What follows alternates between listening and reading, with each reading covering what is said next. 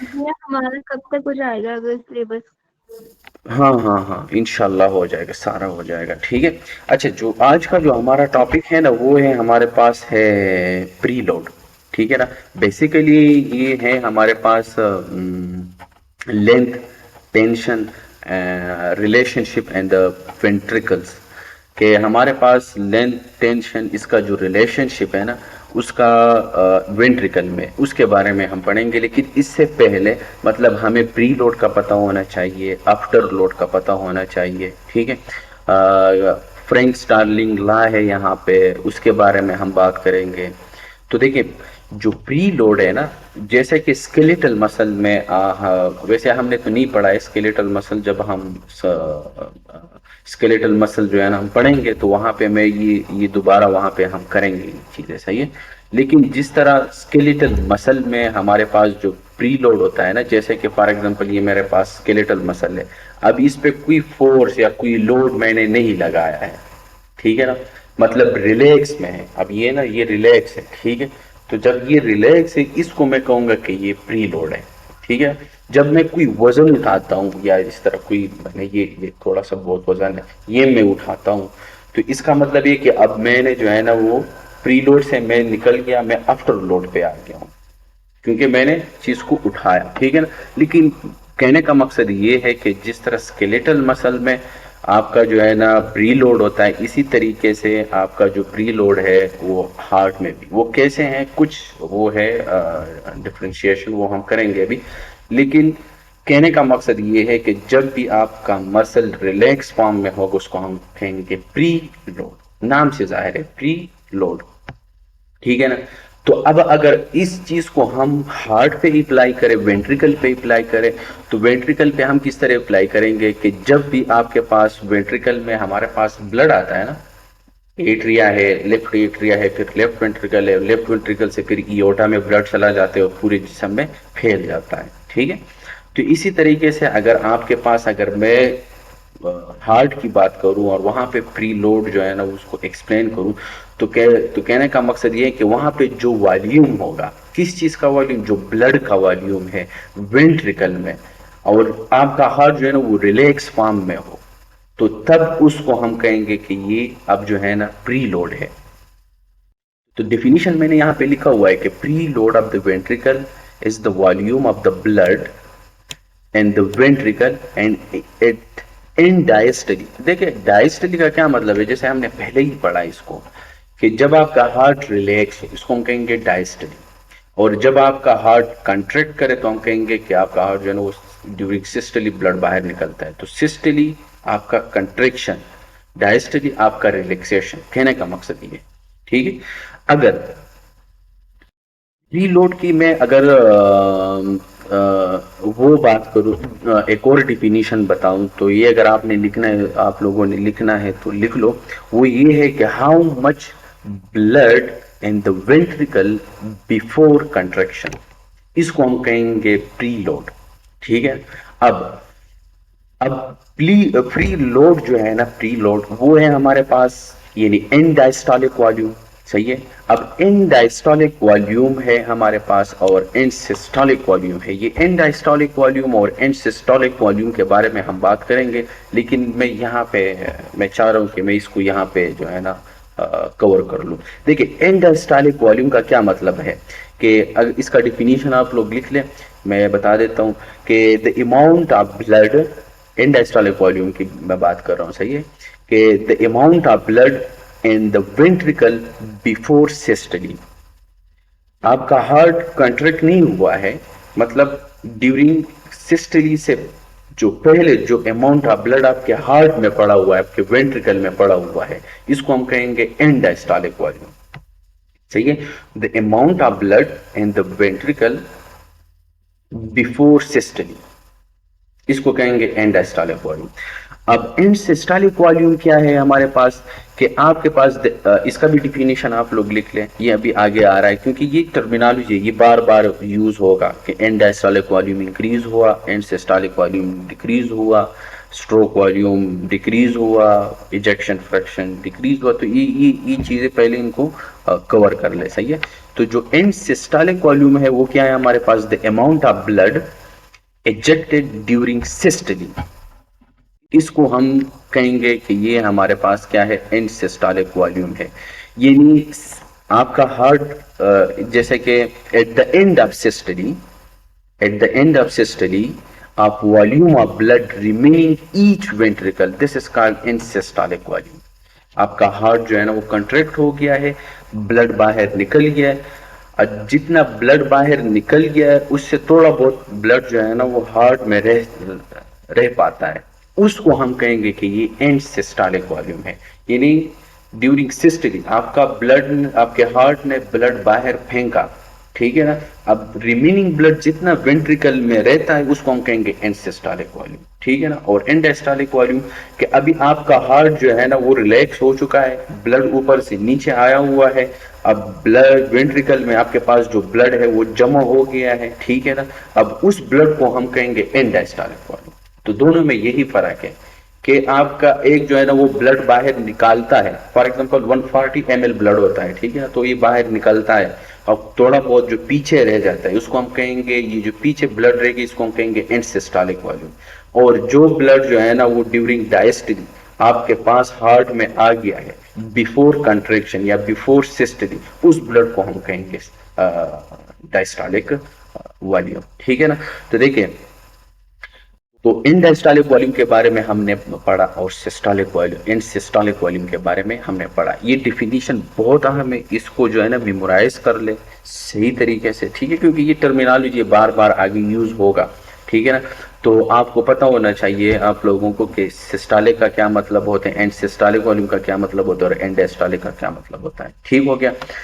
तो देखिए, जैसे left ventricle and diastolic volume, ये भी हमारे पास जो है ना ये मार्कर्स है, आप कह ले कि ये जो है ना ये आपके पास प्रीलोड के मार्कर है, ठीक है ना।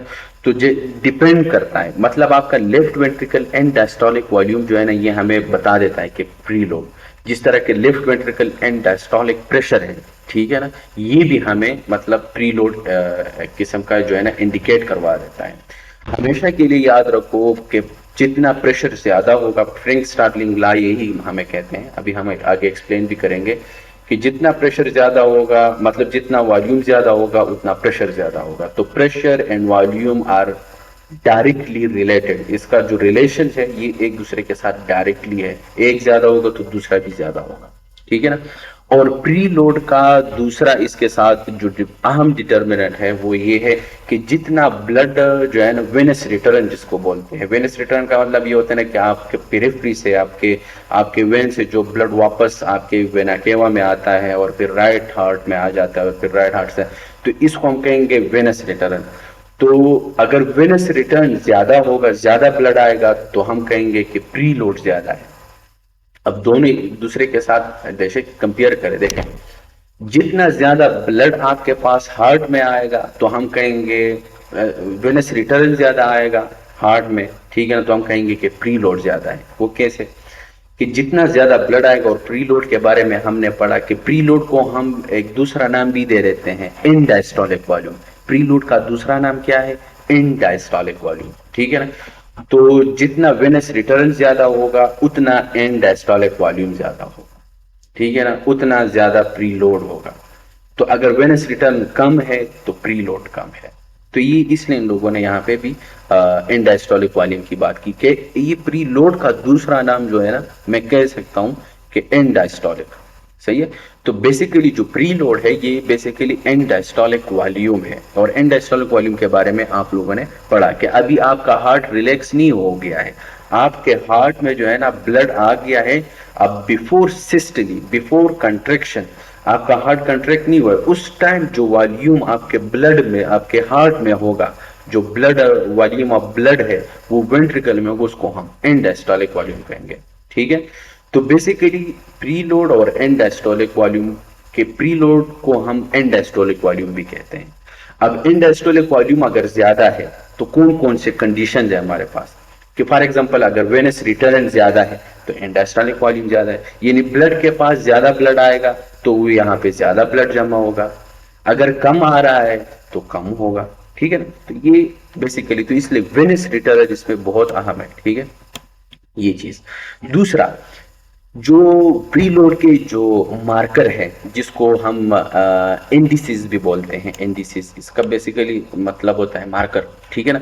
तो एक ये है कि सीवीपी, सेंट्रल वेनस प्रेशर, एक है हमारे पास पल्मोनरी कैपिलरी वेज प्रेशर।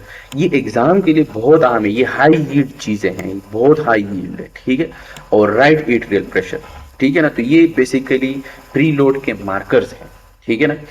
तो अगर फॉर एग्जांपल अब सेंट्रल वेनस प्रेशर क्या है, ये पल्मोनरी कैपिलरी वेज प्रेशर क्या है और राइट एट्रियल प्रेशर क्या है, तो अगर मैं इसके बारे में बात करूँ, ये सेंट्रल वेनस प्रेशर की, तो सेंट्रल वेनस प्रेशर ये हमें यही बता देता है कि ये बेसिकली हम जो है ना आपका जो वेना केवा है जो राइट एट्रियम के साथ जो लगा हुआ है, वहां पे जितना प्रेशर होता है ना, तो हम कहेंगे ये मतलब सेंट्रल वेनस प्रेशर, ये हमें इंडिकेट करवा देता है। अब बेसिकली बहुत अहम है ये सेंट्रल वेनस प्रेशर, क्योंकि आप क्लिनिक में आप अगर आप देखें ना, तो इससे हम एस्टिमेट लगा सकते हैं किस तरह, मतलब अहम, बहुत अहम मेजर डिटर्मिनेंट्स हैं हमारे पास, कि हमारे पास जो आपका प्रीलोड है और आपका जो राइट वेंट्रिकल है उसमें जितना ब्लड आता है, जो स्ट्रोक वॉल्यूम है, तो इन चीज से हमें पता लग जाते हैं। तो इसको हम कहते हैं ना सेंट्रल वेनस प्रेशर, ठीक है।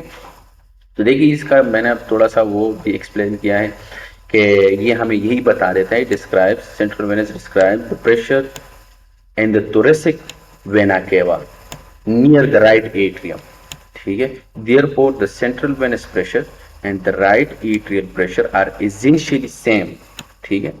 ये बात मैं भूल गया था, लेकिन ये इधर आ गया कि ये बेसिकली सेम होता है, आपका राइट एट्रियल प्रेशर और जो सेंट्रल वेनस प्रेशर है, ये दोनों एसेंशियली सेम होते हैं। अब ये हमें जो है ना मेजर डिटर्मिनेंट है हमारे पास के अब the feeling pressure and therefore the preload and the right ventricle which regulate stroke volume. अब स्ट्रोक वॉल्यूम क्या है, जैसे हमने पहले भी बताया था, मैंने आपको डिफिनीशन बताया था कि द अमाउंट ऑफ ब्लड, आपका जितना हार्ट जो है ना वो पर बीट में कितना ब्लड बाहर निकालता है, इसको हम कहेंगे स्ट्रोक वॉल्यूम। और कार्डिक आउटपुट के बारे में हमने बात की थी कि वो पर मिनट जितना ब्लड आपका हार्ट जो है ना वो बाहर फेंकता है पर मिनट, उसको हम कहेंगे कार्डिक आउटपुट। और जो स्ट्रोक वॉल्यूम है, डिफिनीशन दोनों का सेम है, लेकिन एक में 1 मिनट है कार्डिक आउटपुट में, स्ट्रोक वॉल्यूम में पर बीट है, ठीक है ना। तो यही है हमारे पास के the amount of blood which ejected the ventricle या the heart per beat is called stroke volume, ठीक है ना। तो ये हमने पहले भी इसको एक्सप्लेन किया था। तो और through Frank Starling mechanism, Frank Starling mechanism यही कहता है, जैसे मैंने पहले बताया, कि आप वॉल्यूम को ज्यादा करो तो प्रेशर ज्यादा होगा, वॉल्यूम हार्ट को ज्यादा ब्लड आएगा तो हार्ट ज्यादा काम करेगा, ब्लड कम हार्ट के पास आएगा तो हार्ट फिर कम काम करेगा। ये फ्रैंक स्टार्लिंग इक्वेशन है और ये फ्रैंक स्टार्लिंग लॉ है कि एक चीज, मतलब अगर वॉल्यूम ज्यादा आ रहा है हार्ट के पास तो इसका मतलब ये है कि हार्ट अब ज्यादा काम करेगा, और अगर कम आ रहा है तो इसका मतलब ये है कि हार्ट अब कम काम करेगा, ठीक है। तो ये है हमारे पास। फिर इसके बाद जो है ना पल्मोनरी कैपिलरी वेज प्रेशर, इससे हम मतलब ये कैथेटर होता है, ये हम अंदर डाल लेते हैं, फिर पल्मोनरी आर्टरी में हम वहां पे पहुंच जाते हैं, एक बैलून कैथेटर होता है उसको हम स्वेलअप कर देते हैं, वहां पे उसको ब्लॉक कर देते हैं, फिर वो प्रेशर जनरेट होती है पीछे की तरफ, तो वहां से हम जो है ना वो हमें पता लग जाता है कि ये प्रेशर कितना है। तो इसलिए हम कहते हैं ना कि पल्मोनरी कैपिलरी वेज प्रेशर, ठीक है ना।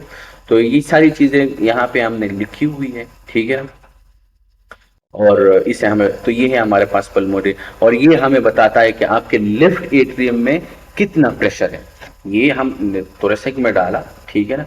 फिर इसके बाद जो है ना हमने एक बेलून कैथेटर होता है, यहाँ पे मैंने लिखा हुआ है, मैं इसको रीड नहीं कर सकता मतलब वर्ड टू वर्ड, ये आप लोग शायद देख लें, ठीक है। तो इसका मतलब ये होता है कि आपने डाला वहां पे, आपने जो आपके पास जो पल्मोनरी आर्टरी होती है वहां पे आपको वो ब्लॉक किया, तो वहां पे प्रेशर जनरेट होती है। तो उस जब प्रेशर जनरेट होती है ना, तो वहां से हमें पता लग जाता है कि कितना प्रेशर जनरेट हुआ है, और उधर से हमें यही पता चल जाता है कि आपके लिफ्ट एट्रियम में कितना प्रेशर है। ठीक है ना, तो यही चीज हमें यही बता देता है। तो ये है हमारे पास बेसिकली प्री लोड के बारे में हमने इतनी सारी बातें की कि जो मार्कर है, ये 3 मार्कर बहुत अहम है। सेंट्रल वेनस प्रेशर हो, पल्मोनरी कैपिलरी विच प्रेशर हो, और राइट एट्रियल प्रेशर हो। जो प्रेशर आपके राइट एट्रियम में जो प्रेशर होते हैं उसको हम कहते हैं राइट एट्रियल प्रेशर। तो ये 3 मार्कर जो है ना, ये आपके पास जो है ना प्री लोड हमें बता देता है। ठीक है ना, तो एक किस्म की मार्कर्स हैं आपके प्री लोड के। फिर इसके अलावा जो है ना, अगर हम प्री लोड जो है ना, अगर हम देखें इसको स्टार्लिंग इक्वेशन पे अगर हम देखें, ठीक है, तो देखें ये हमारे पास ना left ventricular end diastolic volume है। तो इसका क्या मतलब है, अगर ये आ जाए ना तो इसका मतलब ये है कि ये प्री लोड है। तो प्री लोड को देखें ना कि जो मार्कर है वो हमारे पास क्या है, लेफ्ट वेंट्रिकुलर एंड डायस्टोलिक जो प्रेशर है, right atrial pressure, central venous pressure, wedge pressure. तो left ventricular end diastolic pressure या वॉल्यूम एक दूसरे के डायरेक्टली है, सही है। तो देखें, तो left ventricular end diastolic volume का मतलब होता है कि ये प्री लोड है। तो इस साइड पे प्री लोड होगा, इस साइड पे जो है ना ये हमारे पास स्ट्रोक वॉल्यूम या टेंशन होगा। तो हमारा जो टॉपिक है ना, अगर आप बीआरएस पे आप ऊपर देखें, length tension relationship and the ventricle, ठीक है ना, तो उस टेंशन की तरफ मैं थोड़ा इसको की तरफ लेके जाऊंगा। ठीक है, तो देखिए टेंशन के जो हमारे पास जो मार्कर है वो है हमारे पास सिस्टोलिक परफॉर्मेंस, कार्डिक आउटपुट और पीक सिस्टोलिक प्रेशर। यहाँ पे मैं प्रेशर, यहाँ पे प्रेशर है, सही है।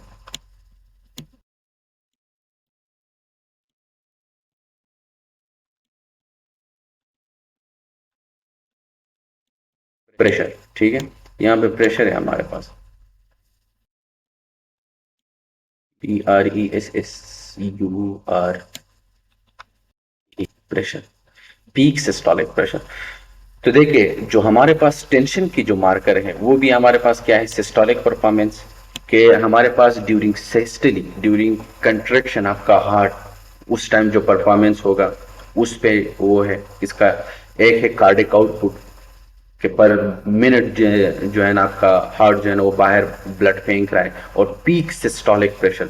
तो देखिए ये तीनों हमारे पास है, हमारे पास टेंशन के मार्कर, और ये जो है ना जैसे हमने पहले ऊपर पढ़ा ये प्री लोड के मार्कर हैं। ठीक है ना, तो अगर for example Frank Starling equation हमें यही कहता है कि अगर मैं इतना ब्लड हमारे पास आया हार्ट के पास तो इतना कार्डिक आउटपुट होगा, इतना स्ट्रोक वॉल्यूम होगा। अगर स्ट्रोक वॉल्यूम की जगह पे मैं प्रेशर लिखूं तो कोई बात नहीं, ठीक है ना। तो यहाँ पे ये और ये टेंशन है, ठीक है बेसिकली। तो कहते हैं कि जितना ब्लड, इतना ब्लड आपके हार्ट में आया तो इतना ज्यादा आपके पास स्ट्रोक वॉल्यूम हम बाहर ब्लड फेंकेंगे।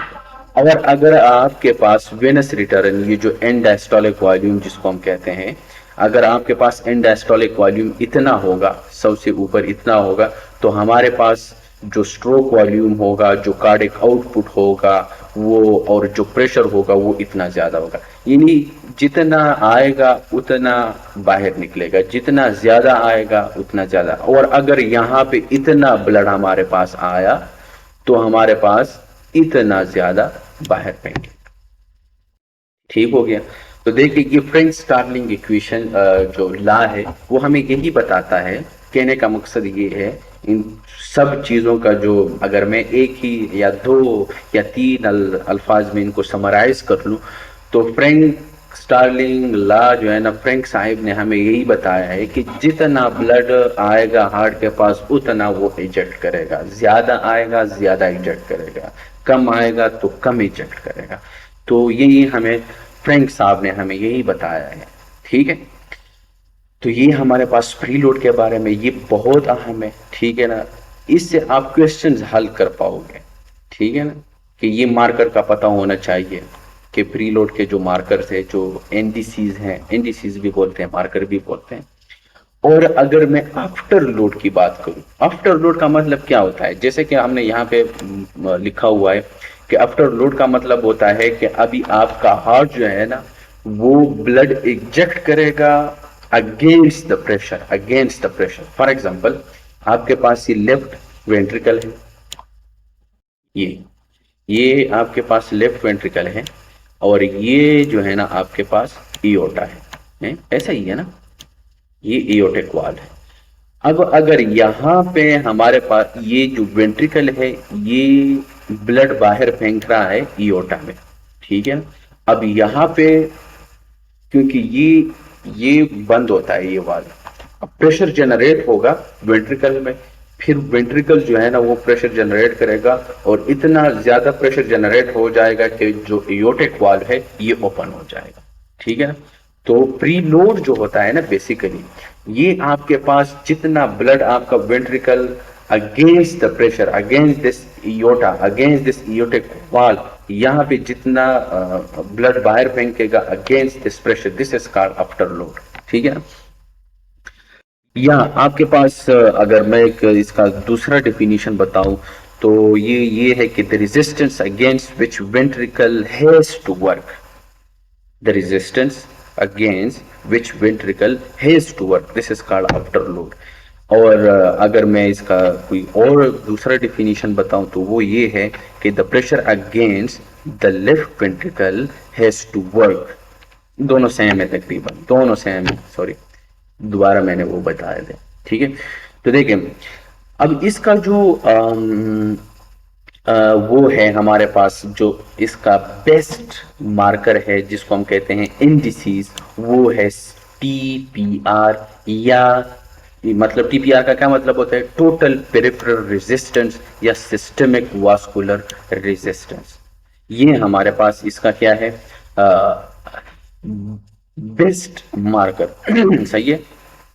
अगर फॉर एग्जांपल देखें, मैं इसलिए इस पे जोर दे रहा हूं कि फॉर एग्जांपल आपके इयोटा में मसला है, ठीक है ना, इयोटा में मसला है, फॉर एग्जांपल इयोटिक स्टेनोसिस हुआ है, इयोटिक वाल में मसला है, इयोटिक स्टेनोसिस हुआ है। अब स्टेनोसिस का मतलब होता है कि आपका जो वाल्व है वो नैरो हो चुका है, बिल्कुल नैरो है।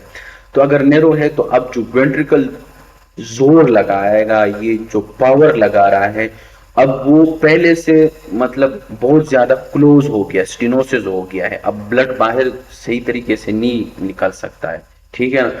तो वेंट्रिकल बहुत ज्यादा जोर लगाएगा, अब अगेंस्ट दिस प्रेशर तो हम कह सकेंगे कि अब आफ्टर लोड इंक्रीज हो गया है, ठीक है, क्योंकि ऊपर वाल जो है ना वो बंद हो चुका है, बंद नहीं कह सकते हैं लेकिन स्टेनोसिस हो गया है। स्टेनोसिस का मतलब होता है कि नैरो हो गया है, अब वो सही तरीके से ओपन नहीं हो रहा है, जो पहले ओपन होता था अब उसी तरीके से ओपन नहीं हो रहा है, ठीक है ना। तो ये जो है ना अब उस वेंट्रिकल यहाँ पे जोर लगाएगा और बहुत ज्यादा जोर लगाने के बाद थोड़ा बहुत ब्लड बाहर निकलेगा, लेकिन हम कहेंगे कि अब जो है ना वो आफ्टर लोड हो। तो ये टोटल पेरिफेरल रेजिस्टेंस जो होता है ना आपका, जो पेरिफेरी पे जो वेसल्स है उसमें जो रेजिस्टेंस है, जो जैसे कि मैंने यहाँ पे इसका ये मैंने डाला है कि जितने भी आपका जो वास्कुलर रेजिस्टेंस है इन सब का आप इनको ऐड कर ले, इसको हम कहेंगे टोटल पेरिफेरल रेजिस्टेंस। ये वैसे हमने हार्ट की जो स्टार्टिंग में हमने इन चीज को एक्सप्लेन किया था, अगर आप लोगों को याद हो, ठीक है।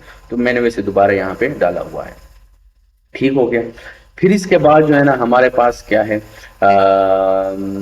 हाँ टोटल पेरिफेरल रेजिस्टेंस का, हाँ फॉर एग्जांपल हमारे पास एक है, इसके जो तीन चीजें हैं, तीन सिचुएशंस ऐसे हैं कि जिसमें आफ्टर लोड आपके पास इंक्रीज हो जाएगा।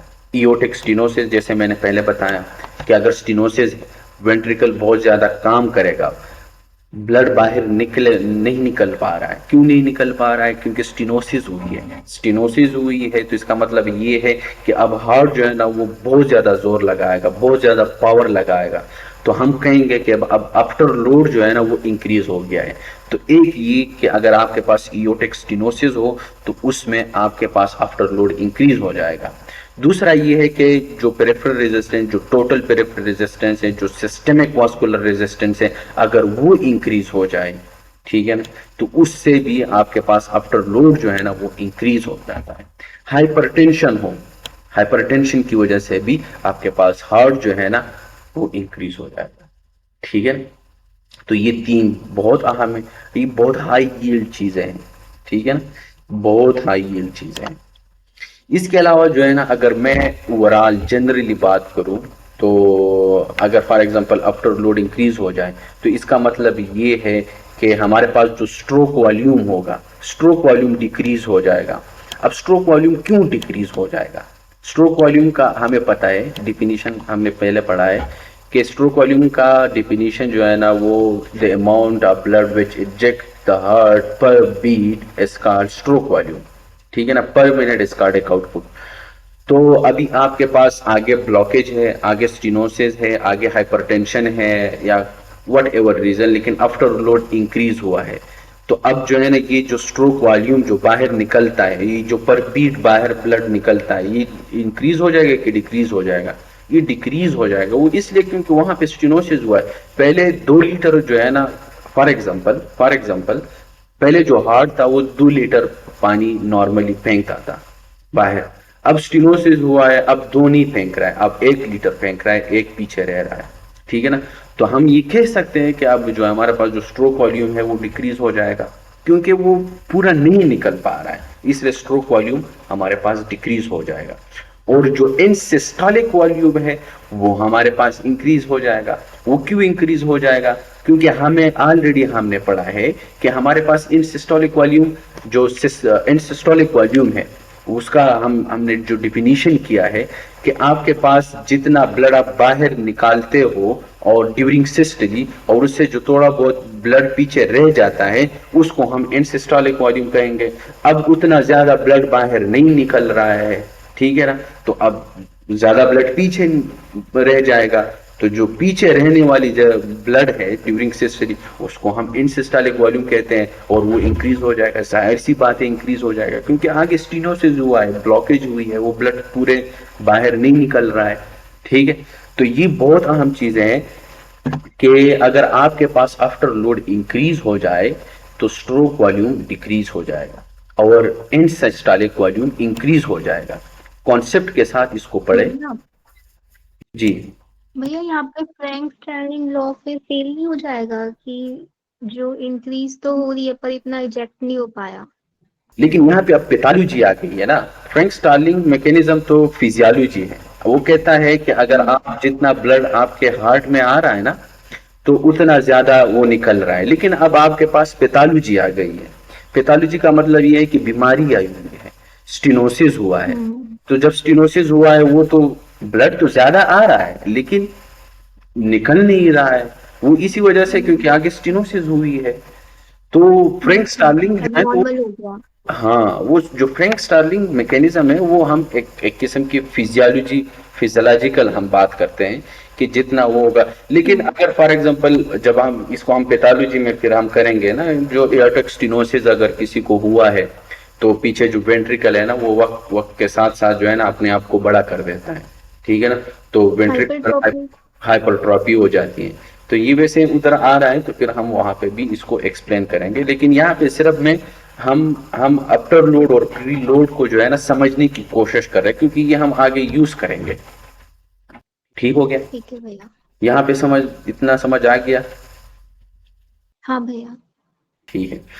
अब देखिए, जो अगर मैं कंट्रैक्टिलिटी और आफ्टर लोड, कंट्रैक्टिलिटी के ऑलरेडी हमने कल जो चीज हमने एक्सप्लेन किया था कि जितना कैल्शियम अंदर ज्यादा आएगा, उतना ज्यादा कैल्शियम सार्कोप्लाज्मिक रेटिकुलम के पास जाएगा, वो कैल्शियम इंड्यूस कैल्शियम रिलीज हो जाएगा। डायहाइड्रोपेरिडीन रिसेप्टर था और रायनाइडिन रिसेप्टर था।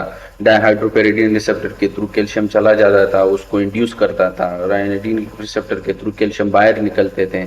ठीक है, हमने यही चीज की थी ना कि जितना मतलब कैल्शियम ज्यादा अंदर जाएगा ड्यूरिंग प्लेटू फेज, ठीक है, तो कैल्शियम ज्यादा होगा अंदर, कंट्रैक्टिलिटी ज्यादा होगी। हमने ये चीज पढ़ी थी ना। तो वो चीज वही कंट्रैक्टिलिटी है, वही सारी चीजें हैं, सेम कॉन्सेप्ट है। लेकिन यहाँ पे हम कंट्रैक्टिलिटी और आफ्टर लोड की अगर हम बात करें, ये जो चीजें हमारे पास, ये नॉर्मल है, ये वाला, ये नॉर्मल है। ठीक है, अब अगर फॉर एग्जांपल मैं कंट्रैक्टिलिटी को इंक्रीज करूं, तो आफ्टर लोड डिक्रीज हो जाएगा, तो जो ग्राफ है ना ये ऊपर की तरफ चला जाएगा, क्योंकि ऑलरेडी हमें पता है ना, देखें कंट्रेक्टिलिटी है, आपका हार्ट जो है ना वो आपने कंट्रेक्टिलिटी को इंक्रीज कर लिया, ठीक है ना। अब कंट्रेक्टिलिटी को हमने जो चीज़ है हमने कल पढ़ी थी कि हमारे पास डिजिटियालिस है, डाइजैक्सिन है, ठीक है ना, उसकी वजह से भी कंट्रेक्टिलिटी इंक्रीज हो जाती है। सिम्पेथो मेमेटिक जो ड्रग्स है या जो एपिनेफ्रिन है, ठीक है ना, उसकी वजह से भी हमारे पास जो कंट्रेक्टिलिटी है वो इंक्रीज हो जाती है। तो जितना आप कंट्रेक्टिलिटी को इंक्रीज करोगे उतना ज्यादा ब्लड बाहर निकलेगा, तो आफ्टर लोड कम हो जाएगा, क्योंकि जो रेजिस्टेंस है ना, आफ्टर लोड को हम क्या कहते हैं, जो जैसे हमने ऊपर पढ़ा कि जो रेजिस्टेंस है अगेंस्ट द प्रेशर, जो वेंट्रिकल है ना वो काम करे अगेंस्ट द प्रेशर, इसको हम आफ्टर लोड कहते हैं, ठीक है ना। तो जाहिर सी बात है आफ्टर लोड डिक्रीज हो जाएगा। तो देखिए, तो इसी वजह से ये जो ग्राफ है ना ये ऊपर की तरफ हमारे पास चला जाएगा, ठीक है ना। और अगर मैं कंट्रेक्टिलिटी को डिक्रीज करूं, कंट्रेक्टिलिटी मैंने डिक्रीज कर लिया, तो देखिए आफ्टर लोड इंक्रीज हो जाएगा, ठीक है। तो जो ग्राफ है ना वो हमारे पास नीचे की तरफ आ जाएगी, ठीक है ना। तो अब ये जो बेसिकली ये जो ग्राफ है ना ये हम इस फ्रैंक स्टार्लिंग इक्वेशन जो है ना वो हमें बता देता है जो रिलेशनशिप है। आप कंट्रेक्टिलिटी को यानी ब्लड कम आ रहा है तो कंट्रेक्टिलिटी कम होगी, ठीक है ना, और आफ्टर लोड ज्यादा हो जाएगा। लेकिन जब आपके पास कंट्रेक्टिलिटी इंक्रीज हो जाएगी, ठीक है ना, आप कंट्रेक्शन को पावरफुली आप अपने हार्ट को कंट्रैक्ट कर रहे हो, तो आफ्टर लोड जाहिर सी बात है वो डिक्रीज हो जाएगा, ठीक है। तो ये एक किस्म का वो था, तो contractility and afterload shift the Frank Starling relationship, ठीक है। तो ये चीज हमने एक्सप्लेन की कि किस तरीके से आफ्टर लोड इंक्रीज हो जाएगा और कंट्रेक्टिलिटी डिक्रीज हो जाएगी। और अगर मैं इसकी बात करूं किस तरह इंक्रीज हो जाएगा और किस तरह आफ्टर लोड डिक्रीज, तो ये ऑलरेडी आप लोगों को पता चल गया है, ठीक है।